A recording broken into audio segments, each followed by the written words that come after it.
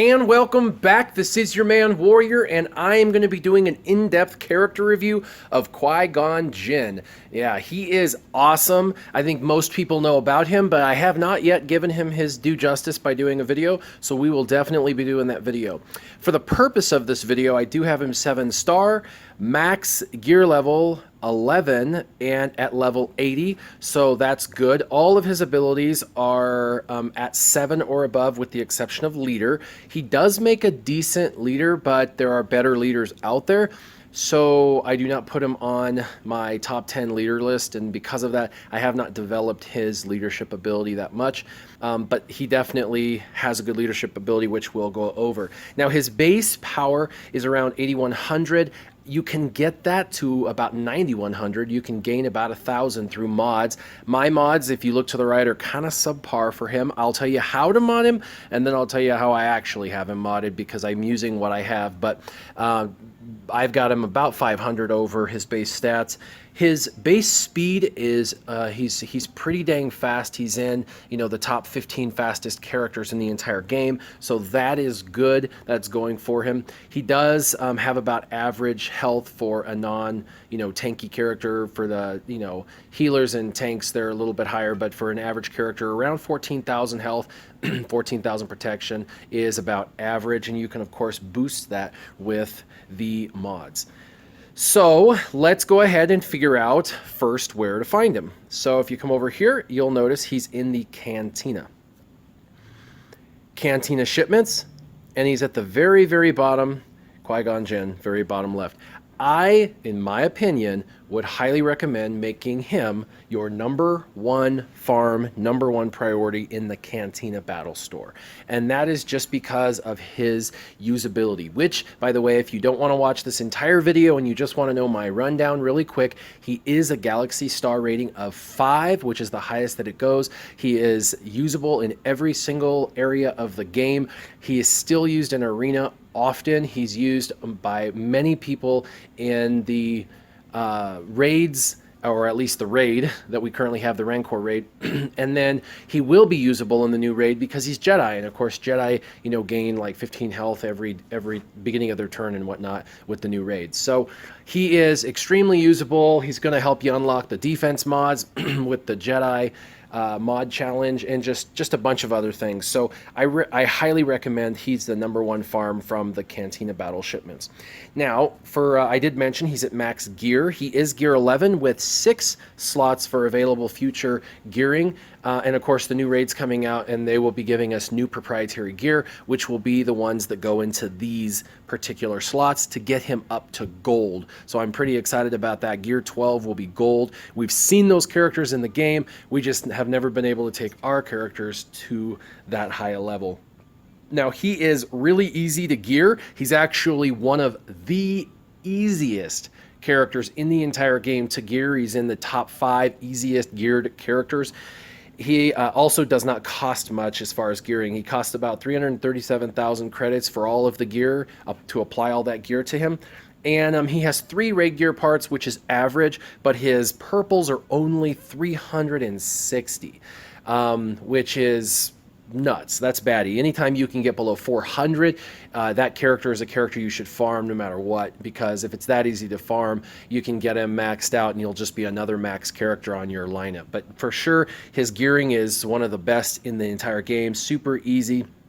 And so now the gearing's easy and where to find him. Let's go ahead and zip through his attacks and abilities. His quick strike is his basic, and I do have it omega'd for the purpose of the Rancor raid. It deals physical damage to a target enemy with a 65% chance to gain 30% turn meter for himself and a 65% chance to remove 30% of the target's turn meter. Now, I know a lot of people that say, oh, I've got my potency way up on Qui-Gon and I still sometimes don't get the turn meter reduction. This is why you don't get the turn meter reduction. It's only 65% of the time, which is slightly north of 50% of the time. So he's going to be effective in the raid, but there will be many hits during that, raid that you're doing, that he hits and it does not take away turn meter, because there is a 35% chance that it does not fly, which is, a third of the time. So you could raise his potency all you want, but the truth is he's the second highest character in the game for potency out the gate. So you don't even really have to add any potency to him, but if you do, you will make him more effective in making sure that during that 65% of the time he's removing turn meter, it actually goes off. So potency is okay, but he is the second highest character for potency. By the way, Quick Strike does hit for a lot. When he's critting, you can get 7,000 to 12,000 off of a hit from him on a basic, which is pretty amazing. And then of course half that on a basic with no critical. But when he crits, and he does it about a third of the time, it's for quite a bit. And so I know he is a support character. He's light side support, and he's a Jedi. We all know he's Jedi, of course, but they call him a support character. I would say that he's more of an attacker than a support character. He really hits for quite a bit, and he calls an assist. And anytime you're calling an assist, I know that's a support role, but you're doing a lot of damage. Anytime you can call an assist, that's an extra attack. Anytime you can get an extra attack in this game, it is worth doing all day long. So Quick Strike's pretty amazing. Harmonious Assault is awesome as well. It's just like the Geonosian Soldier with a cooldown of 2, so that way you can do it basically every other turn. You can be calling in an assist. Now this is why it is so awesome. He will deal special damage to a target enemy, and then he calls an ally to assist.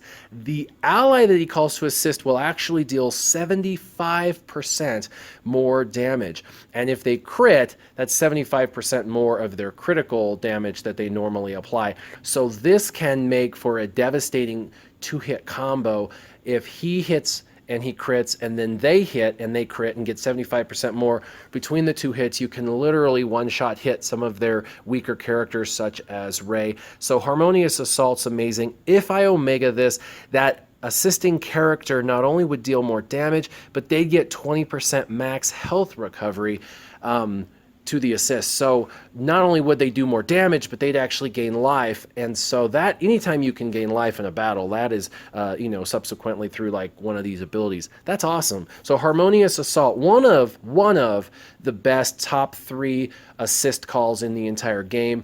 Definitely highly recommend him for this Harmonious Assault alone. Humbling Blow has a cooldown of 3, and I do not have it Omega'd, but you can put the offense up for 3 turns. So he'll deal special damage again to a target enemy, and it removes all positive status effects. That includes taunting, retribution, any of that kind of stuff. He's going to take all of them gone. If an effect is dispelled, and that's any effect, 1, 2, 10, all allies gain offense up for up to 3 turns when this is Omega.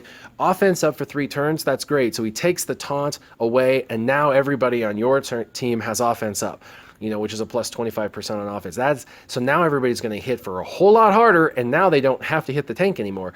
So this is absolutely amazing. This is why many teams still use him in the arena, because he is going to dispel that tank. And if you're going against, for example, Stormtrooper Han, if you don't dispel him, you have to hit him, and if you hit him, everybody on their team just gets turn meter after turn meter after turn meter, and they end up going 2 to 3 times more than you, and you just get slaughtered. On my free-to-play account, this happens every day. I have Qui-Gon Jinn for that purpose, to make sure I can get rid of the taunt. The only thing that stinks is if he attacks and they happen to evade or dodge, then his taunt removal, this Humbling Blow, doesn't work. So it's not impervious to the mechanics of the game, of course, but it is highly effective, which is why most people run with him. Now, I know some of the newer meta teams and some of the original teams from the game, people who've been playing for 8 or more months on their servers, they're not seeing Qui-Gon nearly as much, and that is because there are new strategies on those servers. But for the majority of people, they're still using some form of this, and I still see the Royal Guard, Rey, and Qui-Gon Jinn combo a lot. If you look in the metadata on Swagagaga, swgoh.gg, they have it that those 3 characters are still meta for the top 100 players in the game on all servers. So if you actually look at the data, I know everyone talks about the meta changing, but really, truly, for top 100 characters or top 100 players on all servers combined, they're still like the 3 most used characters in the meta. So he's definitely still relevant for sure. And his agility training is Jedi allies get plus speed. And I believe it goes up to plus 25 speed, which is an excellent boost as far as speed goes. So that is awesome. It goes to all of your individuals. Now let's go ahead and look at his mods and see how I modded him. So you can see now first, you're going to want, he's fast, but you're going to want him to add some secondary stats of speed, secondary stats of health and protection. You'll want some primary stat of protection. And if you can, do a little bit of critical chance and critical damage increases on secondary stats, then that's always good. So those are kind of what you're looking for in your secondaries. For my set bonuses, I really recommend you do, critical chance, critical damage, offense, potency, something like that, because you definitely want to increase his potency, you want to increase his critical chance, critical damage, or his offense. He already gives offense up, so if you do offense mods, it does make him devastating as an attacker. And so you see here I've got 2 set bonuses of health. That's really not optimal, but you can also see I've got a 1, 2, and 2, 3 dot mods, and that's not optimal either. So I'll go through in theory where you want him, and then I'll show you where I actually have him. So the top left transmitter is always going to be offense. It did add some tenacity, and by the way, tenacity, while it's not working as efficiently in the game as it's supposed to, is always a good stat to have, especially when you're going against teams such as like the Emperor Palpatine teams or any team where they're trying to apply negative status effects, if they got a B2, things like that. The Yodas of the world, the Rexes of the world, definitely kick in and help. By the way, I know a lot of people say, well, I can't get Rex because he's not free to play or whatever, and I know you can grind him out of the store, which is very expensive and time consuming, but Yoda is one of those. You can get the Jedi free to play and then unlock Yoda as free to play. Yoda does not take much to gear up, and Yoda as a leader actually gives tenacity to his team in 2 different ways. So think about that. If you want a Rex replacement, Yoda is the Rex replacement for free to play for sure. He definitely is the counter to a Palpatine lead team. So the next mod, the processor, is of course always defense, and it gave him some speed, some critical chance, and some potency. All 3 of those are secondary stats I told you would want. So this one's okay. On the bottom left, I gave him protection. Normally health or protection you would slot in here, but this one I did protection. Of course, he's not a healer, so I added the protection. It gave him in secondary some speed, some offense, some protection, and some critical chance. Again, all secondaries I would recommend for him. On the top right, I gave him speed, 21 speed. Of course, I'd love for this to be a 30 speed mod and not a 21 speed mod, but I'm using what I have. It did give him some more protection, potency, and tenacity, a superficial amount, but nonetheless, that is still going to add up at the end. I did give him critical damage, and that is because when he hits, when he crits, I want him to crit for more. And then, of course, it added a tiny bit, and I mean a tiny bit of speed, tenacity, and protection, which is always good. And the bottom right, I did add a potency mod, and the reason for that is while he already has the second highest potency in the game, the higher the potency on somebody who's applying, negative status effects or turn meter reduction, things like that, you definitely want potency up there. And so potency plus 15%, and of course it added some health, some protection, some critical chance. So that was all good for secondary. So again, I highly recommend those, secondary stats of speed, health, protection, critical damage, critical choice, and then the primary stats as I have them listed with him. And then of course the optimal way would be to have 5 or 6 5 dot mods in here for now, and then the set bonuses, maybe potency and a offense, or potency and a critical damage, something like that. Not the health. The health is definitely less important, but it's what I had for him. So now you know how he's modded, what his attacks and abilities do, and all of it about him. I want to test drive him so you can kind of see what he's all about. So what I'm going to do is I'm going to go over to the mod battles. I really like the mod challenges to showcase these characters because it's a 5-round battle. And so it's not just a 3-round, and it's not in the arena where it's timed. I mean, I can take my time and show you guys. So let's go ahead and do the highest level. And of course, this is Jedi. And a lot of people, by the way, I hear this all the time. There are no good Jedi in the team. They need to rework Jedi, blah, blah, blah. First off, what other section has 5, 6, 7, 8, 9, 10, 11, 12, 13, 13 freaking characters that you can choose from. There's like no other set that has this many except for maybe Rebels at this point. I think Rebels are at 12, but they have the biggest selection, the greatest assortment. So that's absolutely crazy.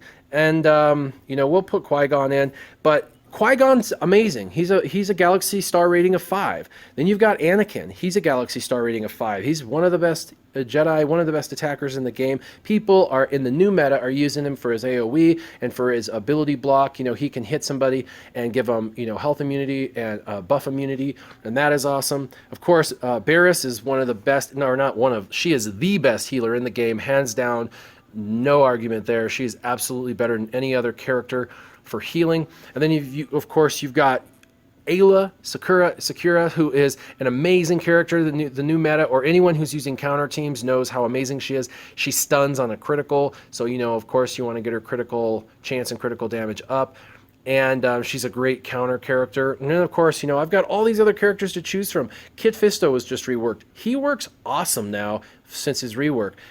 You could pick Luminara. She's a phenomenal attacker who happens to heal almost as good as Barriss. You've got Yoda, who is, while he's not the hardest hitter in the game, he's super irritating to go fight against because he just hops around all the time, giving himself turn meter and foresight, which is super irritating if you've ever fought him. And then of course you've got old Ben, who still is used by a lot of people, and he's super irritating because he does that ability block on pretty much everybody if his potency's up. And he's tanky, so he's hard to kill. Plus, you don't want to kill him at first anyway, or you buff their other team. And of course, he gives evasion if he's the leader, so super irritating. Jedi Consular, a lot of people go, meh, he's not that good. Honestly, once he's maxed out, he does decent. He's not as bad. He's not as big a turd as some of the other characters in the game. He's definitely not a 5-star rated character, but he's not horrible. Eth Koth is going to be a character who is probably going to become very relevant in this new raid. And then, of course, there's other characters down here that you can choose from, such as, Plo and well, I would never use the Jedi Knight Guardian and stuff, but there's just a ton of characters that you can choose from that are down here, so pretty awesome. So you definitely want to, I don't think they need reworked. I think that there's plenty of Jedi that are phenomenal. So let's just go ahead and put in a couple of counters, and we'll battle away.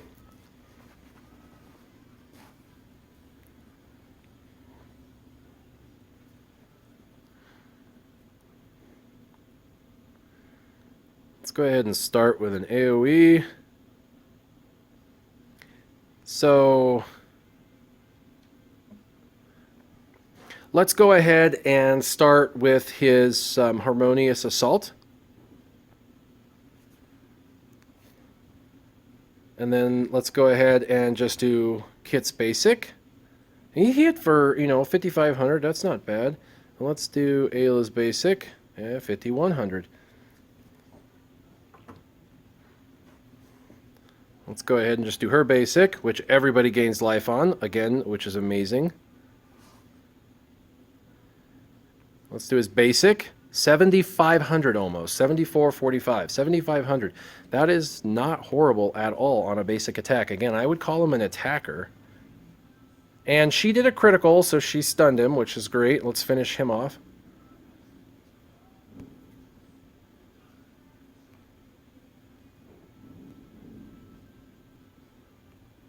It was basic, and he did not crit, and it was still over 4,000. Let's go ahead and do potency up on everybody. And just for the giggles, we'll do some mad damage. She did about over 8k. Let's take him out of the fight, 8,500. And let's go ahead and do Harmonious Assault again. And the other person ended up doing a lot. Did you see my Barriss Offie just hit for over 6,000 damage? Barriss. Let me say that again. Barriss Offie just hit for over 6k.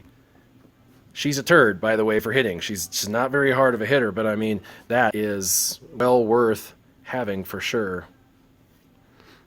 And that is because of his. Now, he just hit a critical for over 10,000. Again, I think he's really worthy to be called an attacker. I know he's called support, but there's a stun because she got over 7,200 on a critical. And Barris just hit for 5K on her crit. Again, once you get her maxed out, I know a lot of people don't like Barris, but I love Barris. I really do. I think she's phenomenal. She's like the singular reason why I, in the early game and mid game, was able to get through the Galactic War. By the way, did you see Kit Fisto attack twice? A third of the time he'll do that. A third of the time he attacks twice, which is just one of his abilities. Let's do Harmonious Assault again.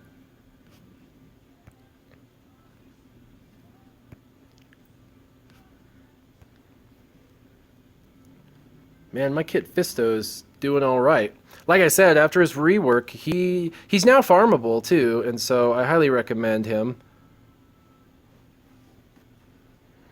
So these B2 battle droids, let's go ahead and get rid of the command droids.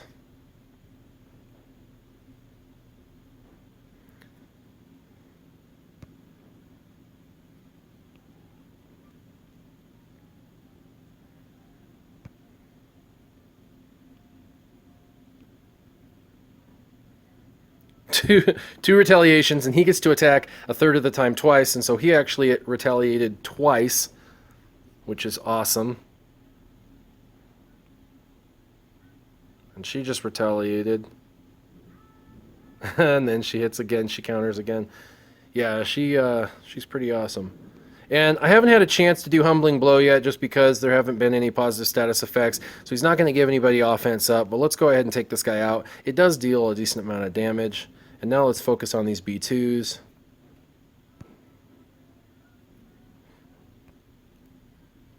And she critted, and so she gave him a stun, which is nice. Double attack.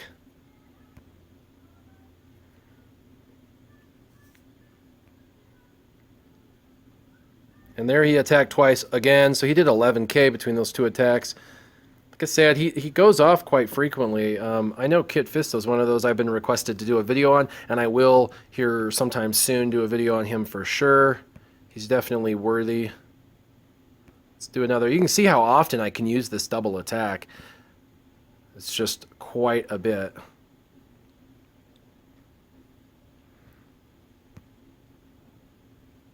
Alright, so now we're down to General Grievous and my 5 Jedi who are doing very well for themselves. Every time he flies through the air when I'm playing, like Galactic War or whatever, if I'm using him, I don't know why, but I always go, Hi-ya! when he flies through the air. I just think it has to happen. He has to say Hi-ya when he flies through the air. It's kind of dumb, but, you know, Hi-ya!